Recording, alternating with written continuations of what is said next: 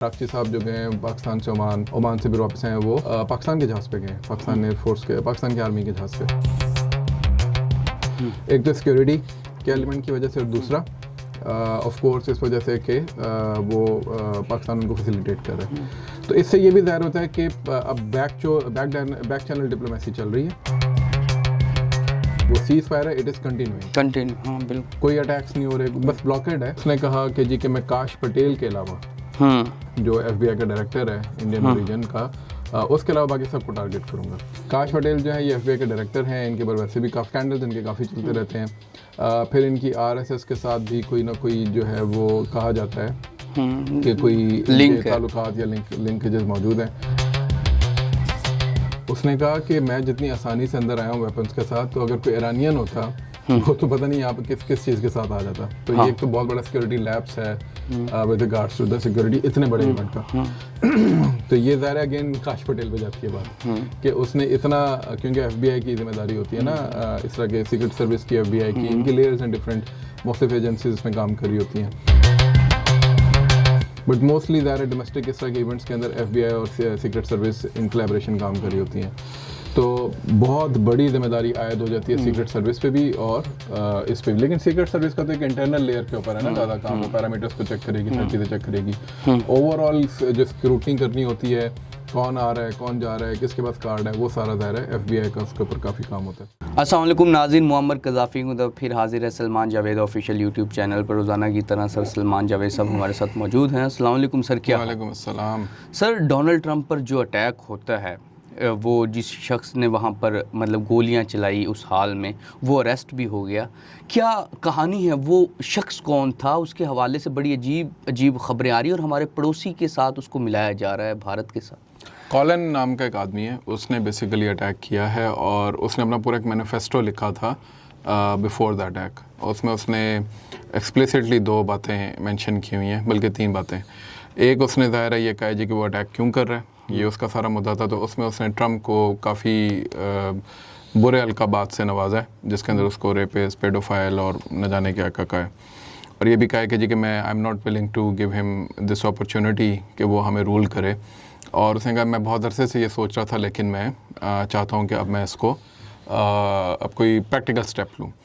और practical step of course उसने फिर ये वायलेंट स्टेप लिया। दूसरा, उसने जो उसमें चीज़ लिखी है, वो उसने लिखी है जी कि मैं रैंक्स के मुताबिक हिट करूँगा। तो इसका मतलब है कि सिर्फ ट्रंप उसका वो नहीं था, टारगेट नहीं था, बल्कि पूरे एडमिनिस्ट्रेशन, जो ट्रंप एडमिनिस्ट्रेशन है, जितने भी लोग थे, सबको उसने रैंक वाइज जो है वो टारगेट करना था। तो उसमें ज़रा पीट हेगसेथ भी वहाँ पे मौजूद था, वो और भी बहुत सारे लोग वहाँ पे मौजूद थे, JD वैंस भी था, ट्रंप भी था, you name it and every. क्योंकि वाइट हाउस कॉरेस्पॉन्डेंट का ये जो डिनर होता है, ये काफ़ी बड़ी एक एक्टिविटी होती है, तो इसमें ऑलमोस्ट सारी एडमिनिस्ट्रेशन मौजूद होती है। थर्ड, फिर उसने कहा कि जी कि मैं काश पटेल के अलावा जो FBI का डायरेक्टर है इंडियन ओरिजिन का, उसके अलावा बाकी सबको टारगेट करूँगा। ठीक है। फोर्थ, उसने कहा जी कि मैं मिनिमम कोलैटरल डैमेज चाहूँगा। तो उसने लिखा जी कि मैं इनको निशाना नहीं बनाऊँगा, इनको नहीं बनाऊँगा, और मैं बक शॉट्स लूँगा, स्लग्स नहीं इस्तेमाल करूँगा, वगैरह वगैरह। लेकिन अगर इस हद तक आया कि मुझे करना पड़ा, तो मैं उनको भी टारगेट करूँगा जो रास्ते में आएंगे। अब ये वो सारी बात है जो कि जो उसका पॉलिटिकल मैनिफेस्टो है, ज़ाहिर है वो उसका अपना एक पॉइंट ऑफ व्यू है। अमेरिका में एक डिबेट है, स्पेशली वो जो एप्स्टीन फाइल्स थी, उसके बाद से बहुत सारी ये चीज़ें चल रही हैं। तो वो सही हैं, गलत हैं, ज़ाहिर उसके ऊपर तो एक पूरी डिबेट है। हमारा अपना मौक़िफ़ है, अमेरिका में कुछ और लोगों का अपना मौक़िफ़ है। लेकिन उस चीज़ को ही उसने बेसिकली बुनियाद बनाकर ये वायलेंट एक्टिविटी की है। अभी तक उसकी मैंने कहीं पे भी नहीं पढ़ा, लेकिन हो सकता है कि निकल आए कि वो डेमोक्रेट था, रिपब्लिकन था, क्या था, और वो क्यों ट्रंप के इतना ख़िलाफ़ है। अच्छा, उसने अपने मैनिफेस्टो के अंदर हर वो चीज़ जो कि वो कहते हैं कि पॉसिबिलिटी है कि आप लोग मुझे इस तरह के पैगामात भेजेंगे तो मैं ये भी नहीं करना चाहिए था, तो मैं उसने हर एक को पॉइंट को लिखकर उसके रिबटल्स भी दिए हैं। यानी उसने क्रिस्टियनिटी से, बाइबल से जो चीज़ें निकाली जा सकती थी, या जनरली लॉजिकली जो लोग कहते हैं आफ्टर सच इंसिडेंट, उसने सबको उसने नोट डाउन किया, और उसने नोट डाउन करने के बाद उसको रिबटल भी दिया। So he was well prepared. Right. वो ये कोई रैंडम उठ के बंदा नहीं है, बल्कि बहुत अरसे से शायद प्लानिंग कर रहा था, और उसको उसने बाकायदा, अगर उसके आप पूरी वो मैनिफेस्टो पढ़ें, अभी मैं थोड़ी देर पहले आपके सामने पढ़ रहा था, तो वो इट सीम्स कि वो बड़ा पढ़ा लिखा सा कोई बंदा है, कोई एक खाम खा का उठ के बंदा नहीं है। उसने एक एक चीज़ मेटिकुलसली प्लान की है, और वो आर्मी का बंदा भी नहीं है, कोई उसने ट्रेनिंग भी नहीं ली हुई, बट इट्स जस्ट के he is there as an American citizen and he is out there as a violent one now. अच्छा, ये तो हो गया उसके ऊपर, लेकिन इसमें जो इम्पॉर्टेंट बात जो आप कह रहे हैं कि साथ वालों से जोड़ा जा रहा है, वो काश पटेल की वजह से है। काश पटेल जो है ये FBI के डायरेक्टर हैं, इनके ऊपर वैसे भी काफ़ी केसेस और केसेस तो नहीं, लेकिन स्कैंडल्स इनके काफ़ी चलते रहते हैं। फिर इनकी RSS के साथ भी कोई ना कोई जो है वो कहा जाता है कि कोई इनके ताल्लुकात या लिंकेजेस मौजूद हैं, हो ना हो, लेकिन ज़ाहिर है RSS का एक आउटरीच का पूरा डिपार्टमेंट है, उनकी अमेरिका के अंदर बहुत बड़ी प्रेजेंस मौजूद है, और उसके ज़रिए ज़ाहिर है वो लोग लॉबिंग भी करते होंगे, और वो ऐसे जितने भी इंडियंस हैं जो कि इन्फ्लुएंशियल है उनको भी वो रीच आउट करते होंगे। ये कांग्रेस भी करती होगी, RSS भी करती होगी। तो मेरा ख्याल है कि RSS ने ज़ाहिर है इनको रीच आउट किया होगा। इसी तरह तुलसी गबार्ड के बारे में भी मशहूर है, वो भी रिस्पॉन्सिबल हैं ट्रम्प की सिक्योरिटी की। इसी तरीके से निकी हेले, जिनका हमने पिछली दफ़ा जिक्र किया, निमृता रंधावा, वो भी उधर मौजूद हैं। तो इस तरह बहुत बड़ा एक इंडियन लॉट है जो कि बहुत ही इंपॉर्टेंट पोजीशन पे बैठा हुआ है इस एडमिनिस्ट्रेशन के अंदर। तो ये ज़ाहिर है देखना पड़ेगा कि ये सब के सब इस वक्त क्या कर रहे थे, और इनको क्यों जोड़ा जा रहा है RSS के साथ, और क्या कहीं इन्वेस्टिगेशन के अंदर जाके काश पटेल या इस तरफ तो लिंक नहीं जा रहा। कबल वक्त है ज़ाहिर है सब कुछ कहना, और हो सकता है कि इसको सारे जो हैं वो डाल दें, इसके ऊपर कोई मिट्टी डाल दें, लेकिन यू नेवर नो कि पीछे कोई ना कोई ऐसा रेडिकल एलिमेंट मौजूद हो कि जो कि इस पूरी ईरान और US की जो जंग है इसमें से अपना कोई फ़ायदा उठाना चाहता हो। बिल्कुल, राइट। तो इस पॉसिबिलिटी को माइनस नहीं किया जा सकता। अच्छा सर, जहाँ इतना बड़ा इवेंट चल रहा है और इतने बड़े बड़े लोग हैं, बहुत बड़ी एक्टिविटी है, मतलब कि अमेरिका की टॉप की लीड जितने भी लोग हैं वो वहाँ बैठे हैं, वहाँ ये कॉलिन नामी शख्स कैसे पहुँचे और असले के साथ, ये तो सवाल बनता है। वो अच्छा, उसने भी ये बात लिखी है, बाद में उसने स्टेटमेंट दी है। उसने कहा कि मैं जितनी आसानी से अंदर आया हूँ वेपन्स के साथ, तो अगर कोई ईरानियन होता वो तो पता नहीं यहाँ पे किस चीज़ के साथ आ जाता। तो ये एक तो बहुत बड़ा सिक्योरिटी लैप्स है with regards to the security इतने बड़े इवेंट का। तो ये ज़ाहिर है अगेन काश पटेल पे जाती है बात कि उसने इतना, क्योंकि FBI की जिम्मेदारी होती है ना, इस तरह के सीक्रेट सर्विस की, FBI की, इनकी लेयर्स हैं डिफरेंट, मुख्तलिफ एजेंसीज में काम कर रही होती हैं, बट मोस्टली ज़ाहिर है डोमेस्टिक इस तरह के इवेंट्स के अंदर FBI और सीक्रेट सर्विस इन कोलैबोरेशन काम कर रही होती हैं। तो बहुत बड़ी जिम्मेदारी आयद हो जाती है सीक्रेट सर्विस पे भी और इस पे भी। लेकिन सीक्रेट सर्विस का तो एक इंटरनल लेयर के ऊपर है ना ज़्यादा काम, वो पैरामीटर्स को चेक करेगी, सारी चीज़ें चेक करेगी, ओवरऑल जो स्क्रूटनी करनी होती है, कौन आ रहा है, कौन जा रहा है, किसके पास कार्ड है, वो सारा दायरा है FBI का, उसके ऊपर काफ़ी काम होता है। अच्छा, FBI जो है इसके अलावा उसमें किसी ने ट्वीट की हुई थी वो कार्ड एक, ठीक है, तो उसने कहा था जी सिर्फ इस कार्ड के ऊपर, जिसके पास ये कार्ड था वो अंदर दाखिल हो रहा था। So then again that is a security breach, यानी सिर्फ आप कार्ड की बुनियाद के ऊपर अगर अंदर लोगों को दाखिल होने दे रहे हैं तो इट अगेन इज़ समथिंग जो कि सिक्योरिटी एंड के ऊपर देखनी पड़ेगी कि क्यों किसी ने इस तरह के इतने हाई प्रोफाइल इवेंट के अंदर इस तरह की सिक्योरिटी ब्रीच की है। This also brings me to the point के पाकिस्तान के अंदर इस तरह का कोई अटैक हो जाए तो पूरी दुनिया पीछे पड़ जाती है कि जो हो पाकिस्तान की तो फ़ौज फारग है, पाकिस्तान के तो इदारे फारग हैं, पाकिस्तान की तो सिक्योरिटी फारग है। अच्छा, वहाँ ये वाक़या हो गया, उधर कोई भी बात नहीं कर रहा है कि FBI किधर थी, CIA किधर थी, सीक्रेट सर्विस किधर थी, एक एजेंसी नहीं होती प्रेसिडेंट को कवर करने के लिए, NSA किधर थी, और इनकी 10 एजेंसियाँ हैं।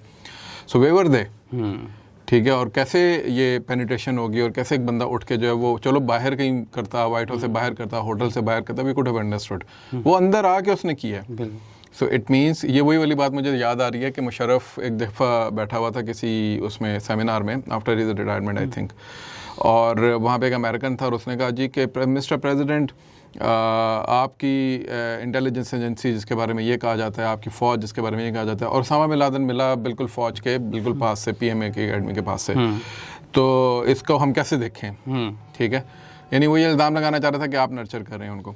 मुशर्रफ ने कहा कि आपकी कोई तकरीबन 18 एजेंसीज़ हैं, ठीक है, CIA, NSA, FBI, secret service, you name it, and there are lot of agencies, right, और उस सब के बावजूद 9/11 हो जाता है, तो हम इसको क्या समझें? बिल्कुल, ठीक है।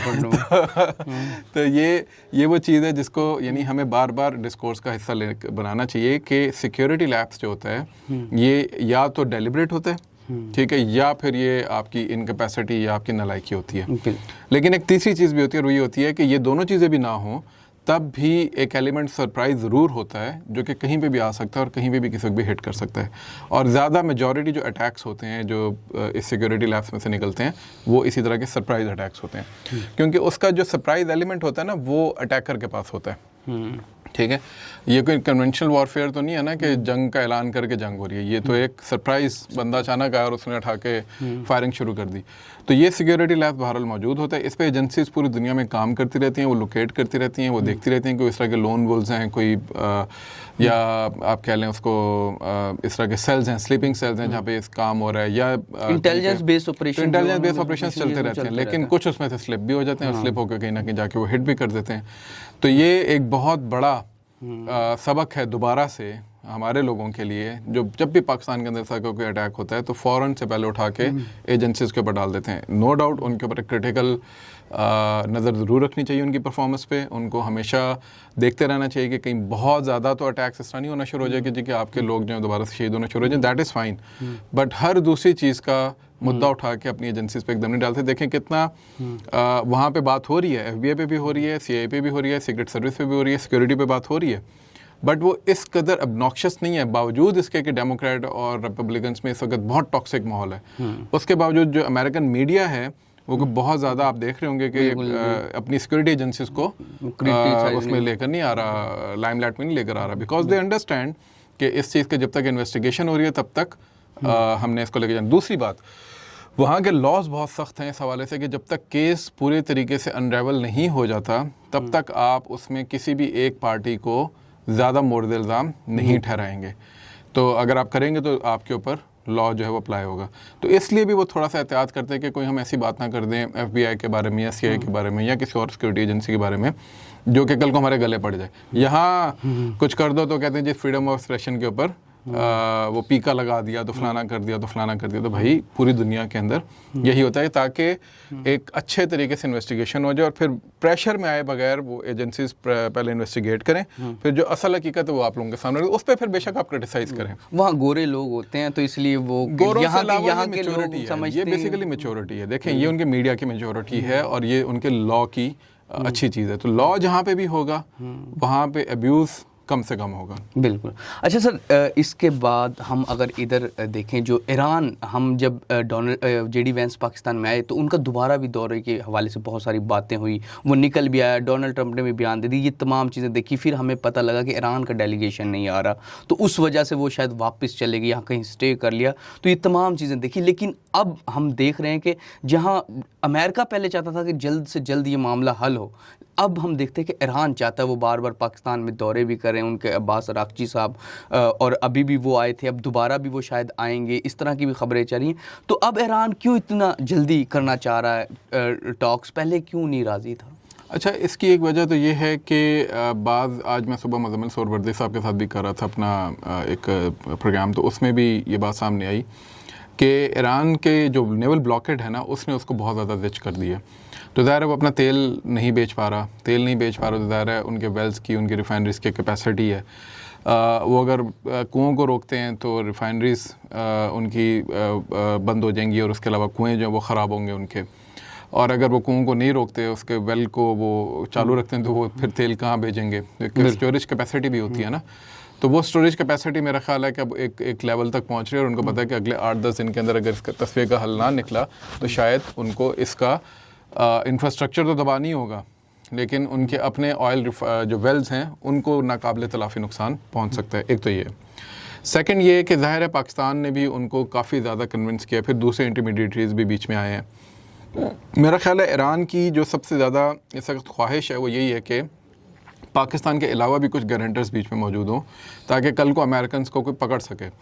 हो सकता है कि वो पाकिस्तान के कहने पे एक, ये मैं ईरानियंस की एक बात करूँ कि हो सकता है वो ये कह रहे होंगे कि पाकिस्तान के कहने पे हम साइन कर देते लेकिन कल को अमेरिका को पाकिस्तान क्या रोक पाएगा दोबारा अटैक करेगा तो ये एक उनकी एक वो हो सकती है, आप कह लें कि एक एजम्पशन हो सकती है कि शायद वो इस तरह नहीं होगा। ठीक है, हालांकि ऐसा होना नहीं था, जब भी साइन होते थे ज़रा और भी गारंटर्स बीच में आते, तो शायद इसीलिए ओमान अब बीच में आया है। इसी तरह मॉस्को बीच में आ रहा है। मॉस्को की बहुत ज़्यादा मेरा ख्याल है कि काउंटर प्रोडक्टिव तो होगा, लेकिन काउंटर बैलेंस भी होगा लेकिन काउंटर प्रोडक्टिव भी हो सकता है। काउंटर बैलेंस इसलिए कि ज़ाहिर है अमेरिका के साथ अगर मॉस्को सामने आ जाता है और साथ बीजिंग आ जाता है तो अमेरिका को भी एक मिल जाएगा कि ठीक है यार, अब बराबर की टक्कर के लोग आए हैं तो हम ज़रा देखते हैं, इसके पीछे जो लोग खड़े हैं ज़रा उनसे हम जाकर डायरेक्ट बात करते हैं। ये अमेरिका की एक विन नहीं होगी एक तरह की, उनको एक्सपोज कर दे। लेकिन साथ काउंटर प्रोडक्टिव इसलिए हो सकता है कि मॉस्को के बिहाफ के ऊपर कोई भी नेगोशिएशन मॉस्को की विक्ट्री समझी जाएगी, वॉशिंगटन की नहीं। तो ये ट्रम्प के लिए बड़ी ख़तरनाक बात है मिड टर्म इलेक्शंस के लिए। तो इसलिए वो नहीं चाहेगा कि कोई भी ऐसी डील हो जिसके अंदर मॉस्को को कोई बहुत ज़्यादा एक वो मिल जाए, लेवरेज मिल जाए, ठीक है। तो इसलिए पाकिस्तान अभी भी अपनी कोशिश कर रहा है। कल भी राक्ची साहब जो गए हैं पाकिस्तान से ओमान से भी वापस आए हैं, वो पाकिस्तान के जहाज़ पे गए, पाकिस्तान एयरफोर्स के, पाकिस्तान की आर्मी के जहाज़ पे। एक तो सिक्योरिटी के एलिमेंट की वजह से और दूसरा ऑफ कोर्स इस वजह से कि वो पाकिस्तान उनको फैसिलिटेट कर रहा है। तो इससे ये भी ज़ाहिर होता है कि अब बैक चैनल डिप्लोमेसी चल रही है। मैंने कल के मेरा ख्याल है प्रोग्राम में कहा था या परसों के कि अब पाकिस्तान देख लें कि जो वो सीज़ फायर है इट इज़ कंटिन्यू, हाँ बिल्कुल, कोई अटैक्स नहीं हो रहे, बस ब्लॉकेड है। ब्लॉकेड उन्होंने भी किया, उसके ऊपर एक फर्दर ब्लॉकेड उन्होंने किया, एंड दैट्स अबाउट इट। कोई प्रॉपर फॉर्मेशन ज़रूर हो रही हैं मुख्तलिफ जगहों के ऊपर अमेरिका की तरफ से, लेकिन कोई बाकायदा अटैक अभी तक आपको नज़र नहीं आ रहा। तो अब इसका मतलब ये है कि दोनों थक चुके हैं, दोनों ऑफ रैम्प चाहते हैं, दोनों चाहते हैं हमें कोई बाहर निकलने का रास्ता मिले। तो ईरानियंस भी यही चाह रहे होंगे और अमेरिकन भी यही चाह रहे होंगे। अलबत्ता अमेरिकन के पास हमें अच्छा लगे बुरे शायद टाइम ज़्यादा है, उनका इतना ज़्यादा नुकसान नहीं हो रहा होगा जितना अब नुकसान ईरानियंस का हो रहा होगा। तो जितना भी फैसला है, जो भी फैसला है, वो इनको ज़रा जल्दी करना पड़ेगा ताकि जो एक विनिंग सिचुएशन है वो इनके हाथ से ना निकल जाए। बिल्कुल ठीक। अच्छा सर, दूसरा ईरान के पार्लिमानी अमूर के इब्राहिम रज़ाई जिनका नाम भी है, उन्होंने कुछ पाकिस्तान के हवाले से स्टेटमेंट दी जहाँ पाकिस्तान इतना इंपॉर्टेंट रोल अदा कर रहा है। उन्होंने बड़ी अजीब सी स्टेटमेंट, बड़ी अजीब सी उन्होंने बात की है। मैं भी कल पढ़ रहा था रात को, और उसमें उन्होंने पाकिस्तान के किरदार पे शकूक व शुबहात का इज़हार किया। अच्छा, ये बात जो है ये इससे पहले कुछ और अकाउंट्स भी जो कि IRGC से रिलेटेड है उन्होंने की है। एक ख़बर ये भी है कि जितने भी इस तरह के ऑफिशियल्स के अकाउंट्स स्पेशली एक्स के ऊपर मौजूद हैं, ये ख़ुद ये नहीं चला रहे बल्कि इनके पीछे IRGC ही बैठी हुई है और वो चला रही है। प्रोफेसर मरांडी बहुत मशहूर उनके प्रोफेसर हैं, अक्सर उस पर आते रहते हैं। उनका तो बाकायदा, जैसे हमारे यहाँ वो व्हाट्सएप सहाफ़ियों की बात नहीं होती, उनका तो बाकायदा इस तरह की 2-3 ट्वीट सामने है जिसमें एक ट्वीट कहीं और से अकाउंट से हुई है, वही कॉपी पेस्टेड ट्वीट उनके अकाउंट से भी हुई है। सो इट मीन्स के वहाँ पे भी ये वाली हरकतें होती हैं। और वो इतने पढ़े लिखे आदमी हैं, यहाँ पे आए भी हुए थे, बहुत से सहाफ़ियों ने उनके साथ पॉडकास्ट भी किए थे। तो जाहिर ये होता है कि in a way you are the mouthpiece of वो वहाँ के इमरान रियाज खान, या कह लेंगे जो भी नाम IRGC के मोहित पीरज़ादा या जो भी कहना चाहें, वो उस वक्त वहाँ पे वो हैं। तो उस चीज़ को अगर आप सामने रखें तो मेरा ख्याल है कि किसी अंदाज में IRGC जो है वो बहरहाल एक पोस्चरिंग करती है एक एग्रेसिव किस्म की टुवर्ड्स एवरीवन जो कि उसके मकासद को या उसके इंटरेस्ट को थोड़ा सा सर्व ना कर रही हो। तो ज़ाहिर है ये एक चीज़ जो है वो नज़र आती है। फिर पाकिस्तान ज़ाहिर है जो भी डॉक्यूमेंटेशन या करवा रहा होगा, नेगोशिएशन करवा रहा होगा, जो पाकिस्तान ने ड्राफ्ट किया होगा इन सब की कंसल्टेशन से, उसमें IRGC को ऐसा लगता होगा ये सरेंडर डॉक्यूमेंट है। भाई you live to fight for another day ना, आप अपने जो एक इमीडिएट विन आपको मिली थी आप उसको ग्रैब करते, साइड पे होते और पूरी दुनिया में कहते हम जीत गए। हाँ बिल्कुल, आपने वो नहीं किया, आपने कहा हम प्रोलॉन्ग करेंगे जंग को, ऐसे की जैसे अमेरिका की। अब आप फंस गए। ठीक है, तो जहाँ हमने ये कहा है कि ईरानियंस के ऊपर जुल्म हुआ है, उनके ऊपर एक अनजस्ट वॉर इम्पोज हुई है, इज़राइल ज़ायनिज़म का पूरा जो एक वो था कि जी के अरबों को आपस में लड़ा दिया जाए, ये सब बातें हम मानते हैं और इसकी वजह से हम उनके साथ भी खड़े हैं और अरबों के साथ भी खड़े हैं। लेकिन जहाँ आपकी गलती है स्पेशली मिलिट्री स्ट्रेटजी के एंड के ऊपर या डिप्लोमेटिक एंड के ऊपर, जो मिसकैलकुलेशंस आपने की हैं इतनी लंबी जंग खींच के, तो वो फिर उसका खुमियाजा अब तो ईरानियों का भी तेल नहीं जा रहा, जो उनकी मतलब उनका तेल। फिर ये कि ईरानियंस की स्ट्रेटेजिक डेप्थ क्या है। ईरानियन की स्ट्रेटेजिक डेप्थ थी अरब मिडल ईस्ट की साइड पे, वहाँ पे भी वो स्क्वीज डाउन हो रहे हैं, वहाँ पे ऑलरेडी उन्होंने अटैक करना शुरू किया हुआ है ना इन लोगों के ऊपर, तो वहाँ पे भी जाएंगे, वहाँ से प्रॉक्सीज को लॉन्च करेंगे तो वो भी अटैक में आ जाएंगी। दूसरी साइड पे क्या है, पाकिस्तान, पाकिस्तान तो नहीं आने देता, बिल्कुल ठीक है। अफगानिस्तान से हमें बड़ा अच्छा सबक मिल चुका हुआ है, तो ठीक वो है। जाहिर ही बात, तीसरी साइड पे अफगानिस्तान है, उस पे ऑलरेडी पाकिस्तान की और उसकी जंग चल रही, तो उधर ईरानी जाके क्या करेंगे, क्या करें, ठीक है। बिल्कुल। तो इसलिए वो स्ट्रेटेजी, यानी आपने अगर तवील जंग करनी हो ना, तो आप अपनी टेरिटरी में बैठ के नहीं करते, आप एक स्ट्रेटेजिक डेप्थ को ध्यान में रखते हैं। यूक्रेन ने जो लड़ाई लड़ी है वो पीछे यूरोप है पूरा, यूरोप है, बिल्कुल। तो उसके पास एक स्ट्रेटेजिक डेप्थ है ना, तो इस वजह से वो सस्टेन कर गया इस लड़ाई को, या सारी तबाही होने के बावजूद भी यूक्रेन और ज़ेलेंस्की खड़े हुए हैं, ठीक है। ईरानियंस के पास ये वाली ऑप्शन कम है, बिल्कुल। अच्छा सर, जहां हम इंटरनेशनल मामलात पे बातचीत की, हमारे अपने पड़ोसी एक और जिनके साथ तो हमारा बड़ा लगाव भी है, और हम मैक्सिमम उन्हीं पर ही बात करते हैं ज़्यादा, उनके अफ़गानिस्तान, उनके जो अमीर ख़ान मुत्तकी है, उन्होंने कुछ स्टेटमेंट्स दिए हैं, कुछ बयानात दिए हैं। वो एक कहीं पे तकरीर कर रहे थे, तो उसमें उन्होंने ये बात कही है कि ये फॉरेन मिनिस्टर हैं तालिबान के, इंटरिम फॉरेन मिनिस्टर, तो इसमें उन्होंने ये कहा है कि जी के सोशल मीडिया का गलत इस्तेमाल या अग्रेसिव इस्तेमाल विद रिगार्ड्स टू पाकिस्तान, यानी पाकिस्तान के हवाले से वो नहीं होना चाहिए और उसको रोकना चाहिए। और इसमें स्पेशली पाकिस्तान के जो अंदरूनी हसास मामला था, उस पर हमारे सोशल मीडिया से बातचीत नहीं होनी चाहिए। ये मेरा ख्याल है उनका इशारा उनके जो बड़े बड़े अलमिरसाद है, इसी तरीके से हिंदू कुछ गद है, इस तरह के और कुछ अकाउंट्स हैं, उनके ऊपर ये उसी बात पे है जो मौलाना इदरीस वाली बात कल, जी मौलाना इदरीस वाली बात जो है वो भी उसके अंदर एक रखती है, क्योंकि ज़ाहिर है तालिबान के अपने अंदर भी तो लोग उनके बहुत ज़्यादा मोतक़िद है ना, तो वाई वुड दे वांट के वो पाकिस्तान के अंदर से सारी जड़ें काट दें अपनी। वैसे तो उन्होंने जो कुछ किया है उसके बाद मेरा नहीं लगता कि उनकी कोई जड़ें यहाँ पे रही हैं, लेकिन फिर भी चले वो अगर चाहते हैं कि कोई इस तरह की बात रहे, तो एक इसको पॉजिटिव एंड के तौर पे देखना चाहिए कि उन्होंने ये बयान दिया है, तो ठीक है, इसको हम लेते हैं। लेकिन वो डिप्लोमेट है, वो फॉरेन मिनिस्टर है ना, डिप्लोमेट है, तो वो डिप्लोमेसी के एंड से भी कोई ना कोई बात कर सकते होंगे, ठीक है। असल तो ये देखना है कि ग्राउंड पे क्या हो रहा है, क्या ग्राउंड के ऊपर कोई इस तरह की एक्टिविटी हो रही है जिसके ज़रिए हम कह सकें कि हाँ यार ये वाकई कोई अच्छी कार्रवाई हो रही है। अगर तो अलमिरसाद या इस तरह के जितने, अलमिरसाद ने तो 3 दिन पहले लेटर निकाल दिया पाकिस्तानी उलमा के मतलब, ठीक है। तो हमें ये देखना होगा कि आपके बयानात का क्या इस पॉलिसी जो GDI की पॉलिसी है या कुछ ऐसे लोगों की पॉलिसी जो कि रेडिकल हैं पाकिस्तान के मतलब, वहाँ की जो IRGC है, तो क्या वो पाकिस्तान के मतलब अपना रवैया चेंज करिए, नहीं करी तो फिर ये आपके बयानात हैं महज, और फिर ये शो करता है कि आप लोगों की अपनी क्या पावर है, वहाँ पे कोई पावर नहीं है। जी तो नाज़रीन, जिस तरह के इंटरनेशनल पाकिस्तान के हवाले से तमाम मामला, ख़ास करके डोनाल्ड ट्रंप पर जो हमला है और जो काश पटेल FBI के डायरेक्टर हैं उनसे मिलाया जा रहा है, ये बड़ी इंपॉर्टेंट, इस पे गहरी नज़र रखनी चाहिए अमेरिकन को। और दूसरी जानिब ईरान वाले मामले पे भी गुफ्तगू की, जो कि अभी उम्मीद है कि बड़ी जल्दी इस्लामाबाद टॉक्स दोबारा से होंगी, और जो ईरानियों की जानिब से डिले था अब वो नहीं होगा नेक्स्ट टॉक्स में। फ़िलहाल के लिए मुअम्मर क़ज़ाफ़ी को और सलमान जावेद को Salman Javed official YouTube channel से इजाज़त दीजिए। खुदा हाफिज़।